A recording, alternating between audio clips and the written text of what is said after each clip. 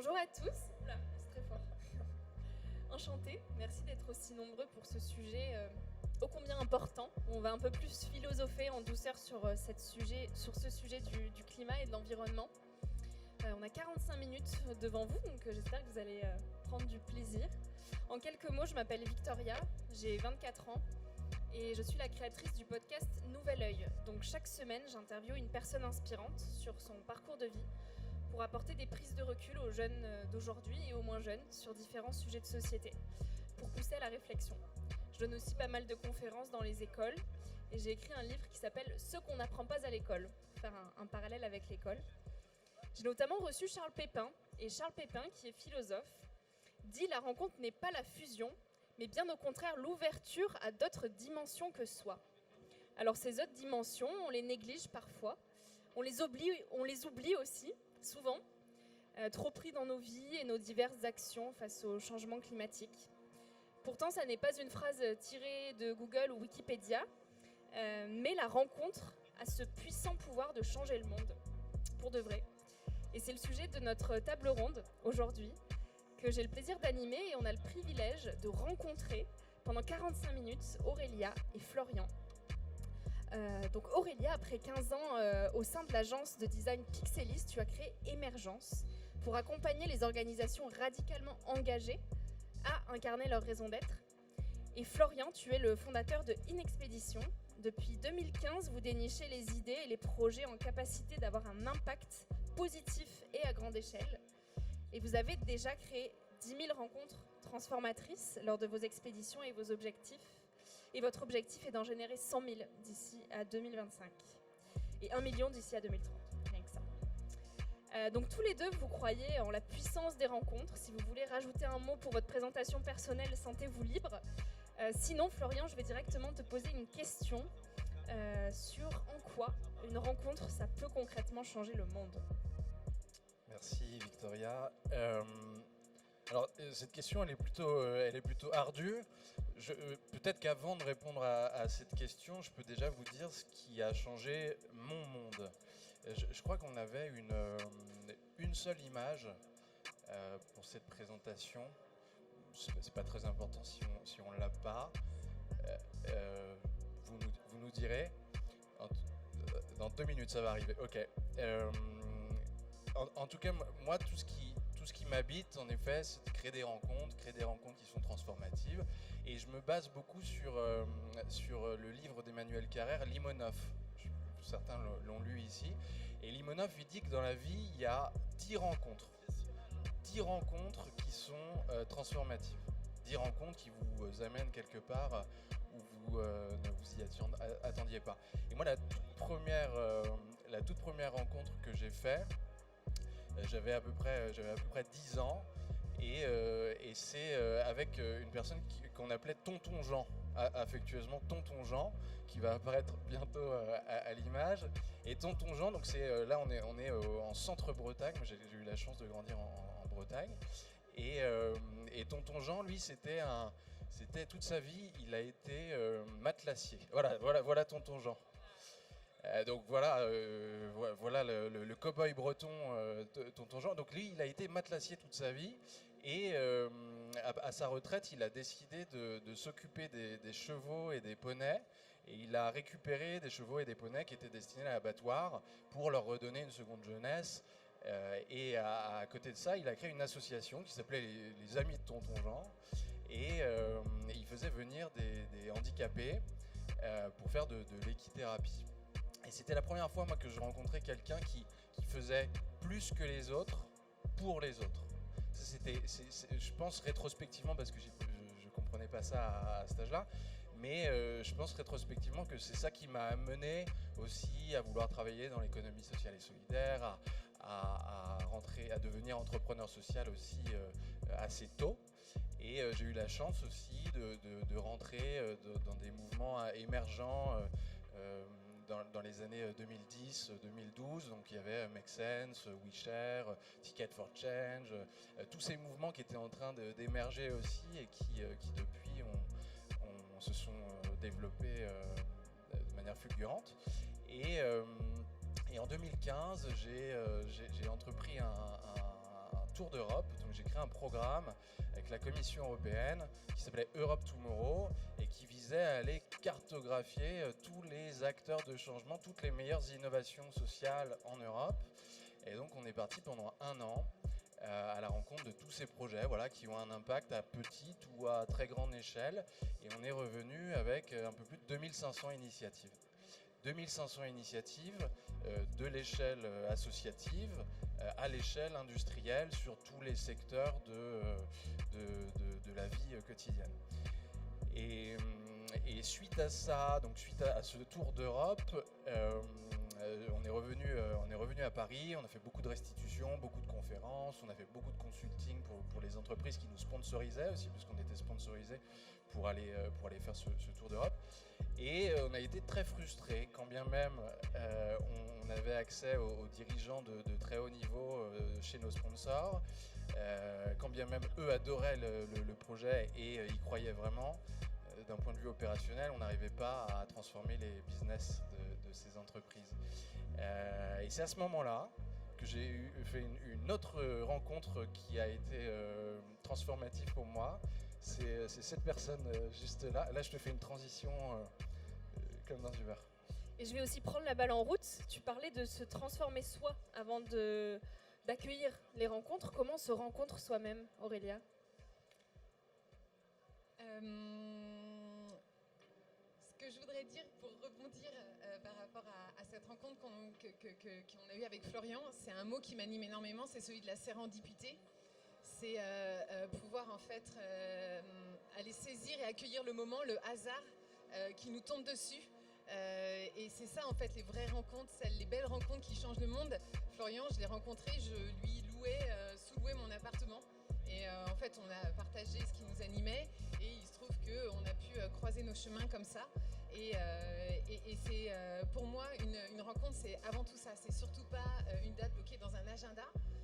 C'est quelque chose, c'est un état d'esprit, c'est une capacité à venir cueillir le moment, la rencontre, quelle qu'elle soit, qui que ce soit. Souvent, on met beaucoup de pression. La rencontre qui change le monde, je trouve que, presque c'est le contre-pied qu'il faut prendre, quoi. Effectivement, ça commence par se rencontrer soi-même. Parce que c'est déjà un état de présence, il faut être ouvert à une rencontre. Par exemple, ne pas être sur son téléphone ou avoir les yeux levés pour accueillir une nouvelle rencontre. Complètement, pas d'idées reçues et donc vraiment être sur cette posture d'accueil et de pas du tout se dire je vais changer le monde, il faut que je fasse des rencontres et je suis en mode combat et je suis en mode ROI et objectif et il va falloir qu'il y ait des résultats et j'ai 1 heure et derrière on va faire ça et un plan d'action. C'est assez poussif et c'est dans un état d'esprit qui va peut-être aboutir à des choses mais qui seront peut-être un peu plus maîtrisées mais petites. Je pense que les vraies rencontres qui changent le monde, c'est celles qu'on n'attendait pas. Et du coup, ça commence effectivement par sourire à l'autre, être plutôt dans la logique de don et ne rien attendre. En fait, se mettre en mouvement, cheminer et voir ce qui nous arrive en fait. Donc c'est un peu mystique, on n'est pas du tout dans l'approche solution que j'adore, que j'admire parce que c'est le discours de preuve de l'engagement et de l'impact. Mais je pense qu'au début de la solution, au début de l'impact, il y a cet état d'esprit, cette ouverture aux autres. Et c'est là où on est souvent agréablement surpris et où on peut déplacer des montagnes en fait. Et en quoi se recentrer sur soi permet de mieux accueillir une rencontre ? C'est pour, c'est mieux se rencontrer soi-même en fait, pour être en meilleure disposition d'interaction avec les autres. Et se recentrer sur soi, c'est se connaître, savoir d'où on vient, ce qui nous anime au présent, nos valeurs, ce à quoi on aspire. Et une fois qu'on a ça, après en fait, on peut se laisser porter par le flot des rencontres et laisser l'espace pour que la magie arrive en fait. Mais c'est vrai que la plus belle des rencontres qu'il faut faire, c'est avec soi-même. Et ensuite, ça déroule en fait. Ensuite, on a ces hasards qui nous tombent sur la tête, qui ne sont pas vraiment des hasards en fait. Bien sûr. Alors là, je vais revenir à des questions très concrètes. Qu'est-ce qui, toi, t'a aidé à te rencontrer toi-même ? Tu parlais de connaissance de soi.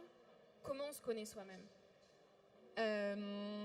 Moi, il y a une pratique qui est celle du yoga qui m'aide beaucoup, mais alors, désolée, après ça peut, je sais pas, pour certaines personnes ça peut vraiment être stéréotype, mais le yoga, le souffle, être connecté avec soi, c'est, je pense, très puissant. Et puis après, c'est juste l'école de la vie aussi, quoi. On se confronte à des choses, ça marche pas, on fait confiance, on n'aurait pas dû, mais c'est pas grave, on continue et la prochaine fois qu'on fera confiance, ce sera super. Donc c'est l'école de la vie qui fait qu'on apprend à mieux se connaître. Quand on sort de soi, qu'on s'oublie, moi j'ai fait un burn-out l'année dernière, on se fait rappeler à l'ordre très rapidement par le corps, etc. Donc ouais, c'est aussi ça, se rencontrer soi-même, c'est cheminer et écouter les messages que la vie nous envoie, écouter notre corps et notre souffle aussi.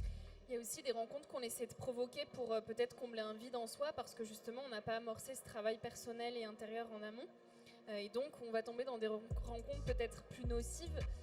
Vous, chez Inexpédition, Florian, vous avez travaillé avec un anthropologue pour définir un petit peu les ingrédients d'une bonne rencontre. Est-ce que tu peux nous présenter ces fameux ingrédients ? Ouais, tout à fait. Alors d'ailleurs, c'est une anthropologue, c'est Adélaïde Vinet.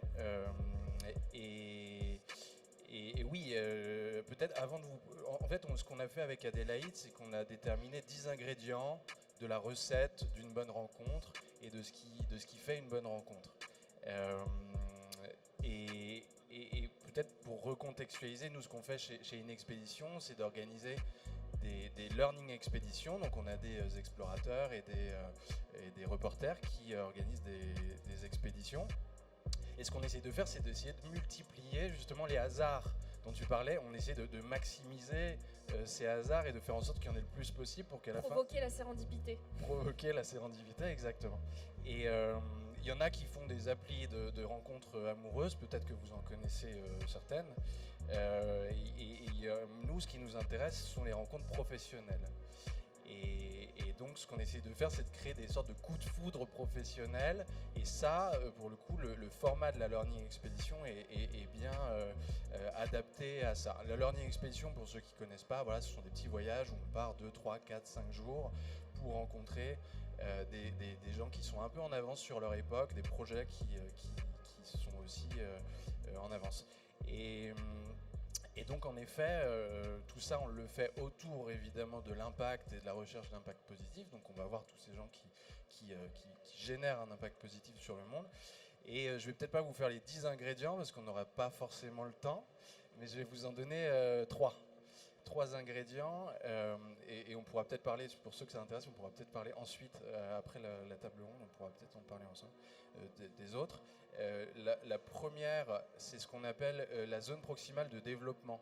Vous savez, chez l'enfant, on dit souvent qu'il faut le mettre, toi tu connais bien ça, tu as un enfant Ulysse, et qu'il faut le mettre pas dans sa zone trop d'inconfort, mais pas non plus trop dans sa zone de confort. Donc quelque part entre les deux, c'est ce qu'on appelle la zone proximale de développement, et c'est là où il va le plus apprendre. Nous, c'est un peu pareil dans ce qu'on produit dans les expéditions. On essaye comme ça de toujours chercher l'endroit qui va pas être trop facile, mais qui va pas être impossible non plus. Moi, j'appelle ça les nouvelles zones de confort. Souvent, on nous disait faut que tu sortes de la zone de confort. Je trouve que c'est aussi très violent, très intrusif. Et moi, ce que j'adore, ma quête, c'est d'aller chercher des nouvelles zones de confort, en fait. C'est différent, mais ça me met pas trop non plus en pression, en déséquilibre, du coup en peur et du coup en réaction qui vont être très dans la défensive ou la survie, en fait. Ouais, carrément. Et les nouvelles zones de confort, carrément. Et donc ça, c'est la première. La deuxième, c'est de réussir à être embarqué dans l'aventure. En fait, quelque part entre les 12 étapes du héros et les 12 archétypes de Jung. C'est-à-dire qu'il y a un endroit où il se passe quelque chose, où on va rencontrer. Pour moi, l'exemple, c'est Tonton Jean. Je suis devenu son allié d'une certaine manière. Moi, j'avais 10 ans, j'étais pas très efficace, j'étais pas son associé, mais il m'a embarqué dans son affaire et je suis devenu quelque part son allié. Ça, c'est le deuxième ingrédient. Et puis, merci de rediffuser la photo de Tonton Jean. C'est un hommage pour lui, Tonton Jean, qui a eu qui était ordre du mérite à la fin de sa vie. Il est décédé pour l'ensemble de son œuvre, il est décédé il y a 5 ans. Et puis le troisième ingrédient, c'est la réciprocité. C'est une expérience partagée, c'est des valeurs partagées et c'est un moment fort qu'on vit ensemble. C'est voilà, une expérience commune. Ça, c'est 3 ingrédients, mais il y en a 10 qu'on a développés chez Inexpédition. Donc il y a la rencontre de soi, il y a la rencontre de l'autre et il y a aussi la rencontre du monde. Comment on se confronte au monde ? Pareil, c'est ce côté vraiment accueil. Et ce que je voulais dire, c'est que pour avoir fait une learning expédition avec les services de InExpédition, je pensais à les rencontrer, c'était l'agriculture urbaine. Donc je pensais à la rencontrer, l'agriculteur sur le toit, etc. Et en fait, les meilleures rencontres que j'ai faites, c'est dans le groupe d'étudiants que nous étions ou de voyageurs que nous étions. Et c'est aussi ça, du coup, c'est vraiment cette place au hasard et à l'inattendu qu'on va laisser en se disant ok, je vais faire la connaissance avec cet agriculteur qui fait du bio sur les toits de l'Opéra à Paris, mais j'ai aussi beaucoup connecté avec cette personne qui lançait un magazine à l'époque sur les nouveaux ruraux, etc. Et j'avais à fond accroché aussi avec elle, donc c'est aussi ça, aller à la rencontre du monde. On en parlait un petit peu par rapport à ton expérience à toi aussi. Moi, j'ai fait un petit bout du chemin de Saint-Jacques de Compostelle cet été. Toi, je sais que tu as aussi fait un joli voyage. Low carbone, c'est-à-dire pas d'avion, pas de voiture, rien du tout. Et donc, c'est aussi se laisser le temps. Donc, quand tu chemines, le chemin est aussi important que la destination et tu vois ce qui te tombe dessus. J'ai fait des rencontres incroyables sur ce chemin et c'est aussi une nouvelle relation au temps. Donc, on n'est encore pas sur cet agenda qui est calé en visio ou en conf que je dois faire de 14h à 14h45, mais être disponible, c'est aussi laisser couler un peu le temps et se garder des zones de rien. J'adore cette expression, se garder des espaces-temps de rien. Et c'est presque le seul effort qu'on devrait faire. C'est cultiver des moments de rien. Ça peut paraître ésotérique, je sais pas si, mais une fois qu'on l'a vécu, franchement, c'est hyper puissant, quoi. Est-ce que tu as toujours été... Alors oui, juste pour rebondir, oui, je suis partie au Maroc 3 semaines sans prendre l'avion. Donc j'ai tout descendu en traversant l'Espagne, train et bus. Et c'est vrai que c'est une autre forme de voyage où on est beaucoup plus réceptif aux rencontres, parce que je suis partie seule. Et c'est un autre rapport au temps aussi. C'est vrai qu'on se découvre soi et on découvre le monde vraiment différemment. Mais pour revenir à ces espaces de temps, de blanc, de vide qui sont hyper importants et en même temps très très très compliqués aujourd'hui à mettre en place dans nos vies, parce qu'on a tendance à tout rentabiliser tout le temps. Et d'avoir un moment de vide dans l'agenda, on a l'impression que c'est une perte de temps. Est-ce que tu as toujours été à l'aise avec le fait de laisser du blanc dans ton agenda ou est-ce que c'est quelque chose de récent dans ta vie ? J'ai toujours voulu ça, je suis née à la campagne, l'art de s'ennuyer, c'était quelque chose qu'on maîtrisait bien. Mes parents rentraient du travail et j'arrêtais pas de leur dire je me suis ennuyée. Je pense qu'ils devaient être contents en fait, parce que l'ennui c'est aussi là où on est le plus créatif et où on a des choses qui se passent qui sont dans la rupture ou qui sont très innovantes ou créatives. Non, par contre, ce qui a été dur, c'est que pour avoir co-dirigé cette agence de communication à Paris, en fait, on se fait absorber. Donc c'est ce que je dis, c'est que si on doit vraiment mettre un gros truc de volonté, c'est sur se dire non, savoir dire non et savoir se réserver des plages horaires où on va ne rien faire en fait. Et ne rien faire, c'est déjà faire quelque chose, se mettre dans un état d'esprit et provoquer, que ce soit une lecture, c'est une rencontre, c'est pas aussi spécialement que physique, ça peut être une lecture, ça peut être cuisiner, etc. quoi. Quelle est ta plus belle rencontre non physique, non humaine ? Est-ce que c'est un livre ? Est-ce que c'est un voyage ? Moi, j'ai du mal à être sur les gros trucs. La rencontre qui change le monde, la plus belle rencontre. Je préfère cultiver les petites choses du quotidien. Donc c'est vrai que le voyage, par contre, ça permet vraiment d'aller croiser des regards, rencontrer des personnalités, se mettre dans des quotidiens dont tu n'avais pas du tout idée et qui te bouleversent, et en tout cas qui te nourrissent et qui font ce que tu deviens au fil du chemin. Mais j'aime pas trop le grand soir, quoi. Et notamment, il y a une question, j'ai une collègue qui m'en parlait, ça peut être un icebreaker en début d'atelier, c'est, on peut le faire maintenant, c'est un peu ce que tu viens de me dire, c'est penser à la personne que vous aimeriez rencontrer. Je sais pas ce qu'il y a dans vos têtes, mais souvent à cette réponse, on pense à quelqu'un de connu et un homme. Je ne sais pas ce qui s'est passé chez vous, merci, c'est bon, on n'a pas que ça. Mais souvent, c'est ce qui se passe. Et du coup, là, c'est vraiment la rencontre du grand soir qui va venir me sauver. On se met déjà aussi dans une posture pas très saine. On attend trop de choses de cette rencontre, quoi. Donc, la plus belle rencontre, moi, je sais pas, moi, il y a vraiment ton voisin, toi-même. Enfin, c'est vraiment des gens de tout le monde. Et je trouve que c'est rigolo de se parler de ça aujourd'hui, qui est un endroit où on peut faire connaissance avec plein de gens et d'y aller dans cet état d'esprit pour se dire ah bah non, c'est pas efficace, moi j'avais ce problème, je voulais le solutionner en rencontrant telle ou telle personne aujourd'hui, mais voyons voir ce que ça peut donner, ces rencontres qui ne sont pas directement efficaces. Ça peut être, je pense que c'est les plus puissantes. Ouais.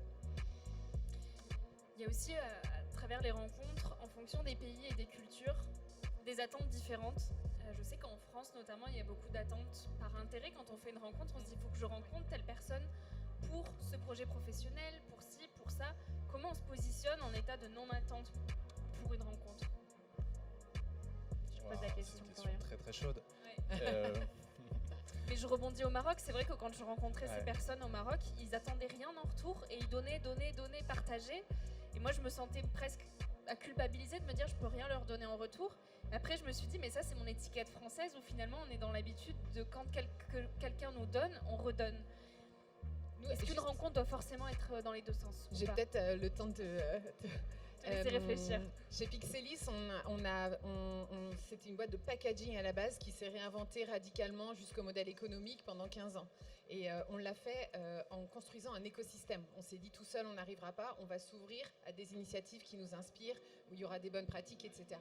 Et comment on l'a fait? On ne s'est pas mis en mode projet, objectif, agenda et tout. Simplement, on posait une fois par mois une rencontre avec des gens qu'on invitait. 30% venaient, les autres ne venaient pas parce qu'ils ne pouvaient pas, etc. Et on avait simplement c'était 3 heures, donc on prenait le temps. Et pendant 3 heures, on avait quelques séquences, on avait designé, et ça revient à mon métier actuel, c'est vraiment designer des parcours d'expérience et se donner les moyens, le chemin. Donc il y avait des moments one-to-one, des hot topics qu'ils avaient, des rêves qu'ils avaient. Et en partageant comme ça des choses sur la table, naissaient des possibles. Mais on ne se disait pas, on va faire une réunion écosystème spéciale pour tacler l'éco-conception des packaging dans l'agroalimentaire.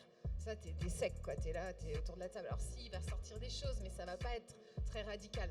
Là, on se mettait autour de la table et on avait des gens d'horizons vraiment différents et souvent advenaient des choses très belles. Florian, est-ce que tu veux rebondir là-dessus? On passe à une autre Non, mais nous, en tout cas, ce qui nous intéresse, c'est aussi de trouver, c'est hyper rare en fait, de trouver la bonne combinaison, une sorte de science entre le bon moment, voilà ce qu'on appelle souvent la bonne personne au bon moment, au bon endroit. Kairos. Ouais, exactement. Et ça, quand ça se produit, c'est assez magique. Et justement, les ingrédients qu'on a essayé de développer chez Inex, ça parle de ça aussi, quoi. Plus largement, pour rejoindre notre problématique, en quoi une rencontre, ça peut vraiment impacter et changer le monde? Est-ce qu'individuellement, on ne peut pas faire de grandes choses? Est-ce qu'il faut spécialement être avec l'autre pour construire? Oui, c'est mieux, c'est toujours mieux. Tout seul, on ne va pas très loin. Moi, souvent, ce qui me frappe, c'est... en tout cas, ce qui me gêne profondément, c'est de voir... ces gens qui se battent au quotidien pour essayer de faire mieux, de résoudre. En fait, souvent, on dit que l'entrepreneur social, c'est celui qui a tellement fait le tour d'une problématique qu'il est tombé amoureux justement à la fin de cette problématique et qu'il a fini par trouver la solution. Ce qui me gêne, une fois que ça s'est dit, ce qui me gêne profondément, c'est que souvent ces gens sont assez seuls. Et donc c'est aussi pour ça qu'il y a grande nécessité à partager, raconter leurs histoires, partager ce qu'ils font, et c'est aussi ce qui se passe ici pendant ces 2 jours. Aurélia, est-ce que tu veux rajouter quelque chose sur cette notion de rencontre pour transformer le monde?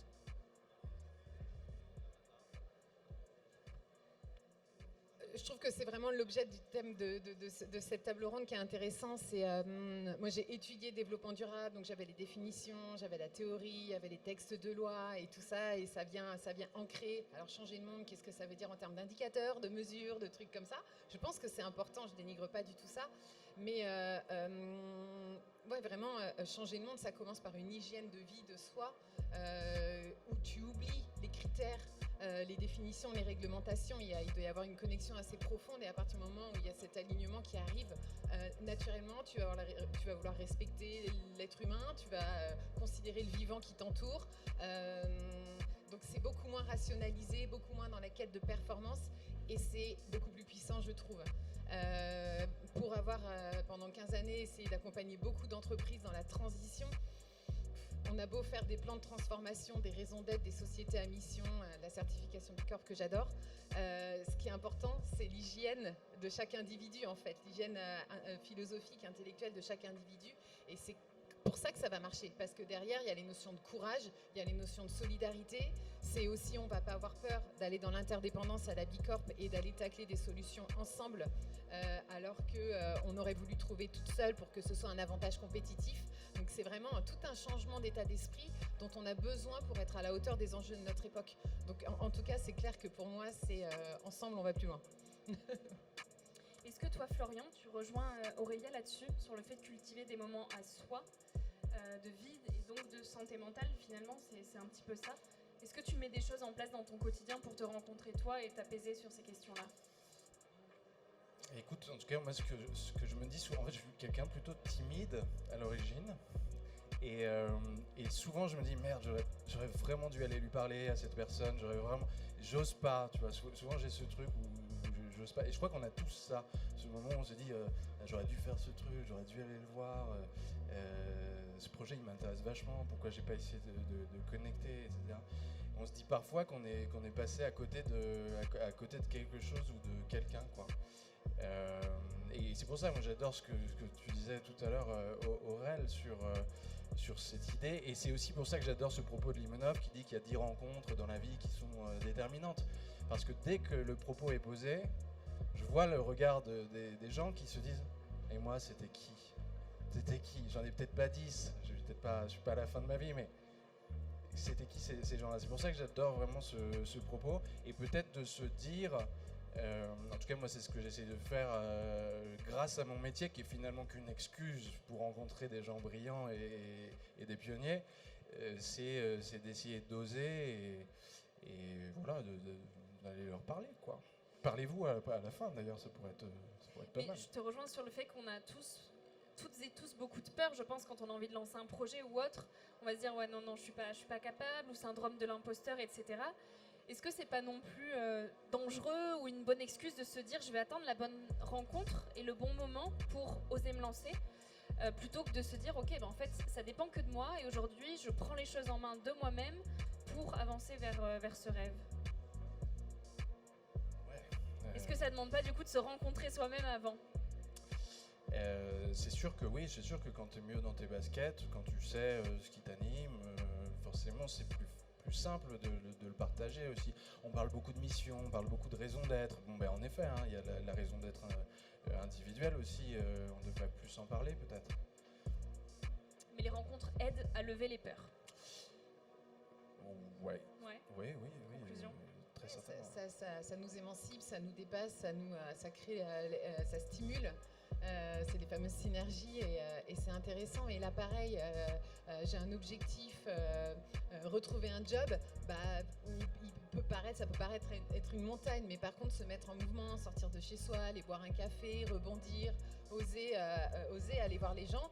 Voilà, ça va créer des choses et c'est cette mise en mouvement, mais sans mettre la pression sur un objectif qu'on doit atteindre absolument dans un temps donné, etc. C'est encore ce rapport finalement à la performance de la rencontre, quoi. Oui, la rencontre, elle permet surtout de se dire que c'est possible. L'autre l'a fait, donc moi je peux le faire aussi peut-être. Et ce que tu disais dans un des 3 points, c'est je vais admirer l'autre pour ce qu'il a fait, et lui, en fait, je vais voir dans son regard qu'il y a des choses que j'ai faites que je trouvais naturelles et qui l'inspirent. La rencontre, c'est ça, quoi. Ça va dans les deux sens.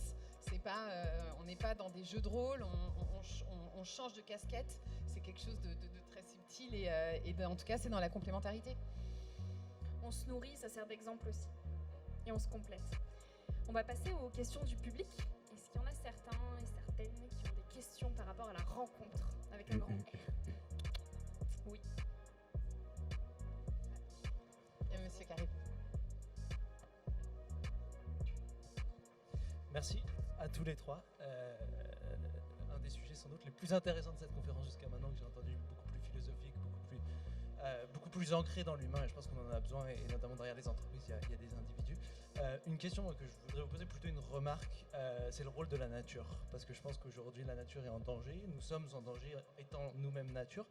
Il y a cette déconnexion de l'homme intellectuel, de l'homme corps, avec la nature, avec les autres, ce niveau d'interconnexion. Et j'aimerais comprendre un peu plus votre vision, votre perspective de ça. Comment est-ce qu'on peut se retrouver ? Comment est-ce qu'on peut s'apprendre ? Comment est-ce qu'on peut se rencontrer ? dans la nature en faisant partie de ce vivant, en sortant de cette forme de déconnexion. On l'a vu avec le Covid notamment, les gens se sont retrouvés face à eux, face à une réalité qui n'était pas forcément agréable, dans des contextes qui étaient complexes, surtout quand ils étaient urbains. Donc comment est-ce qu'on avance sur cette question de nature et comment est-ce qu'on travaille ensemble pour se retrouver et comprendre qu'on fait partie du vivant et qu'en fait on n'est qu'un et qu'on est ensemble dans cette aventure collective. En fait, c'est la réponse que j'aurais dû te donner tout à l'heure. La meilleure, la plus belle des rencontres de ma vie, c'est effectivement celle avec la nature et le vivant, parce que dedans, il y a tout. Il y a la notion de modestie, d'interdépendance, de heureux hasards qui n'en sont pas, de beauté. Moi, ma raison d'être, c'est de cultiver les arcs-en-ciel. Parce qu'un arc-en-ciel, c'est naturel, mais c'est trop beau, c'est multicolore. C'est impalpable et en même temps c'est quelque chose qui t'aspire, qui te fait sourire, etc. Donc ouais, complètement. Je pense qu'une des plus belles rencontres, c'est de se donner ce temps d'aller se connecter, quel que soit le milieu naturel, mais c'est à chaque fois des jolies leçons, des belles vibrations, quelque chose qui est très puissant, ouais. Et c'est difficilement quantifiable, palpable, mais c'est quand je parlais tout à l'heure d'hygiène de vie, c'est vrai qu'une petite promenade en forêt, au moins une fois par semaine ou à l'océan, je pense que ça nous remet dans les dispositions de la rencontre aussi derrière avec soi et avec les autres. Bon, ouais, la nature cultive bien cet émerveillement et cette contemplation pour faire le vide dont tu parlais tout à l'heure. Avant de passer à une autre question, est-ce que tu veux juste rajouter quelque chose sur la nature ou Ok. Bonjour, merci beaucoup pour cette intervention. Leslie Chrétien, moi je suis en reconversion justement professionnelle. J'ai plein d'idées en tête, plein de projets, je me retrouve complètement dans ce que vous dites. Et donc voilà, je suis dans le projet, j'aime rencontrer les gens, des moments comme aujourd'hui me donnent plein d'idées. La question que je me pose, c'est comment sauter sur le bon projet, comment, pour revenir un peu à ce que tu disais, les 10 bonnes recettes, comment est-ce qu'on reconnaît une bonne rencontre, parce que j'ai vraiment l'impression d'attendre la bonne rencontre, la personne complémentaire, parce que j'ai l'impression que toute seule, je ne serai pas complète en fait. On a vraiment besoin d'avoir quelqu'un de complémentaire, avoir d'autres idées, avoir d'autres énergies pour aller dans un projet. Voilà. Je me permets. La bonne rencontre, c'est peut-être aussi celle qui est réciproque. C'est-à-dire qu'on a la sensation, on a la sensation d'apporter, peut-être pas autant, mais en tout cas d'apporter quelque chose à l'autre. Oui, je pense que la réciprocité, ça doit faire partie aussi de la rencontre. En tout cas, la rencontre, je reviens à la question, la rencontre qui change le monde. Alors c'est très, très difficile, encore une fois, de répondre à cette question, mais je crois que la réciprocité, c'est hyper important. Et moi, je crois au fait qu'on ait, pour rebondir à sa question, un vide en nous qu'il faut nécessairement combler avec quelqu'un pour avancer. Tu crois à la rencontre, à la bonne rencontre au bon moment pour nous faire lever d'un palier supérieur ou pas? Écoute, ça c'est métaphysique, mais oui. Encore une fois, l'autre est le miroir de notre propre existence. Oui, forcément, je ne saurais pas. Question très difficile. On va philosopher pendant 3 heures. Moi, je dirais que je fonctionne en 2 niveaux. Il y a être connecté à son intuition, son feeling. Des fois, pour ma part, qui peut être un peu éteint par trop d'enthousiasme, de volonté, de feu. Et du coup, on y va, on teste. Et comme dirait ma psy, il faut connaître 2 choses, c'est ses limites, ses besoins. Et puis, en fonction du projet, on avance étape par étape et on se dit, ok, ça le fait. Ou alors, savoir, observer et se dire, voilà, on a fait un petit bout de chemin, on n'est pas arrivé au résultat que j'avais en tête. C'est déjà peut-être bien ce chemin parce que ça m'a permis de rencontrer quelqu'un d'autre ou tester et voir qu'en fait ça c'est pas ce que je voulais faire au final. Donc le test quoi, et s'écouter et puis tester et puis reconnaître, ça va pas être un échec, ça va juste être un plus petit bout de chemin peut-être que ce qui était initialement prévu. Rester agile et vivant et savoir vraiment, c'est surfer le flow. Je suis pas une grande surfeuse mais il y a vraiment ce côté-là quoi. C'est y aller et se laisser porter, mais tout en ayant toujours ses besoins, ses limites, sa raison d'être, ses valeurs, pour quand même pas non plus venir papillonner et se faire emporter comme une petite pétale de fleurs. Ça me fait penser lancer un peu un jeu de Mario où du coup en fait les rencontres sont aussi éphémères et de passage, mais une rencontre nous amène hop, à telle rencontre, en fait on tisse un petit peu sa vie au travers de ces rencontres. Presque, il n'y a pas de mauvaise rencontre, même si Ouais. ça s'est mal fini, c'est toujours plein d'enseignements. Enfin, c'est le côté les échecs n'en sont pas vraiment, etc. quoi. Donc merci aussi pour cette conférence super intéressante. Donc Benjamin Castillo, moi je fais de la recherche et de l'éducation transdisciplinaire et j'ai une question assez cash en fait. Est-ce que finalement la crise systémique et multifactorielle de durabilité à laquelle l'humanité fait face, elle n'est pas le reflet d'une fuite de nous-mêmes? Et si oui, pourquoi a-t-on tellement peur de nous-mêmes? D'où est-ce que vient cette peur finalement d'aller à notre propre rencontre? Voilà, merci. Donc ça rejoint cette question de vide qu'on essaie en permanence de combler par quelqu'un d'autre pour se sentir complet. Bon, de toute façon, moi, j'ai rien à On vendre. Donc teste, je il suis n'y a pas de avec mon point de vue perso. bonne ou mauvaise réponse, on Ouais, teste. c'est ça. C'est- Est-ce qu'on a peur ou est-ce que c'est plein de systèmes et de réflexes que la société dans laquelle on vit, qui est celle de la performance, de la consommation, qui nous ont écrit, le bonheur c'est ça, c'est d'accumuler des choses, qui nous ont préécrit toutes ces choses-là qui nous mettent un peu hors de nous. Je vais être heureuse parce que j'ai une maison, des objets, etc. Et ça nous empêche de nous retrouver sur nous. Ou alors je vais être heureuse parce que j'ai eu 10 likes ou plutôt 200 sur mon post LinkedIn. Donc tout notre quotidien nous sort de nous-mêmes en fait. Et je pense que il doit y avoir une peur, mais c'est presque inconscient en fait. Surtout, on subit. Là, pour le coup, on se fait emporter par le flot, le raz-de-marée de la société actuelle. Et il y a trop de bruit, trop de choses qui nous empêchent de faire le silence et de revenir à l'essentiel en fait. Et donc, encore une fois, c'est la seule volonté qu'on devrait avoir, c'est de cultiver le rien pour laisser advenir les bonnes questions et naître en nous des vraies voix, les vraies intuitions. Voilà, trop de bruit en fait, qui du coup nous empêche. Et peut-être aussi d'oser affronter ces questions existentielles de qui suis-je, pourquoi je suis là, est-ce que je fais au quotidien, ça a du sens, parce que c'est des questions qu'on passe nos vies à refouler. Et je prends l'exemple notamment du Covid où on a tous fait face un petit peu brutalement à ces questions-là, d'où le flot après de burn-out et de licenciements et de changement de job qui a pu en découler. Je sais pas, merci Benjamin pour cette super question. En fait, je ne sais pas si on a peur ou si on n'a pas tout simplement l'imaginaire qui nécessiterait, enfin les défis de notre époque nécessitent un nouvel imaginaire. Et je suis pas sûr qu'on ait vraiment peur. Moi je pense que le problème c'est qu'on subit. Avec une copine, je disais toujours va chercher bonheur. Faut être actif, faut être conscient, faut être éveillé, faut observer. J'aime bien le magazine Socialter, on en reparlait hier. Et il y a une personne qui parle de le côté politique du quotidien. Notre cerveau, même d'un point de vue anthropologue et tout, on ne peut pas se poser de la question de l'enjeu politique de ce verre que je prends, quoique si, c'est un verre en verre, merci.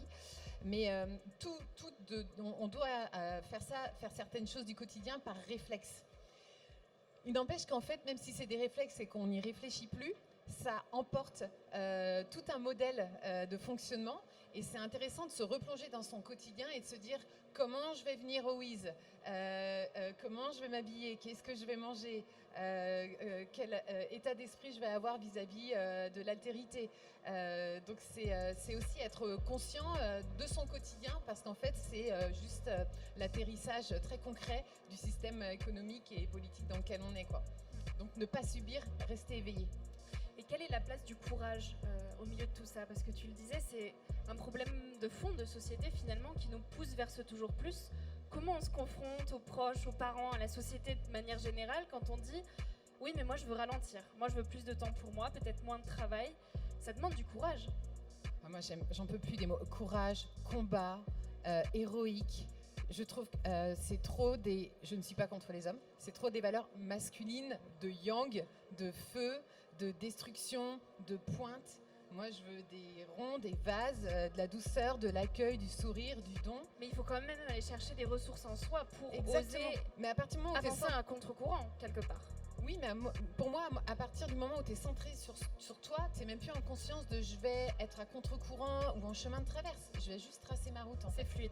Du coup, la notion de confrontation, en plus, c'est sectaire. Ah, toi, t'es pas comme moi, du coup, t'as pas compris. Chacun ses niveaux de maturité sur ce chemin qui est infini et on s'en reparle dans 5 ans et j'aurai sûrement une toute autre posture. Mais voilà, c'est un chemin d'apprentissage et pas de jugement. Du coup, le combat, c'est toujours contre quelque chose. Et du coup, le jugement, c'est pas très fertile, je trouve. Mais donc ça nécessite encore une fois une connaissance personnelle, on y revient. Meilleure rencontre, c'est avec toi-même. Bien sûr. Est-ce qu'il y a d'autres questions? Il reste 5 minutes. On va peut-être prendre une ou deux questions avant de clôturer. Merci beaucoup, c'est passionnant, super intéressant. Et en fait, j'ai envie de passer à la pratique. Et je suis hyper frustré d'imaginer qu'on a juste fait que parler et qu'on ne pratique pas. Et je me disais, est-ce que vous pourriez nous proposer un truc? Là, il reste 5 Tu minutes. nous teases, on allait le faire. C'est vrai? Aurélia allait proposer quelque chose. Ah bon, mais non, j'ai déjà posé ma question tout à l'heure. Ah bon? Non, vous allez voir, on y arrive. Tu avais une question? Tu avais une autre question? Non, j'ai juste envie de... Voilà, C'est il y parfait. a plein de gens super intéressants ici. Et j'ai envie de faire des rencontres, de On va dialoguer avec vous des inconnus. proposer quelque chose.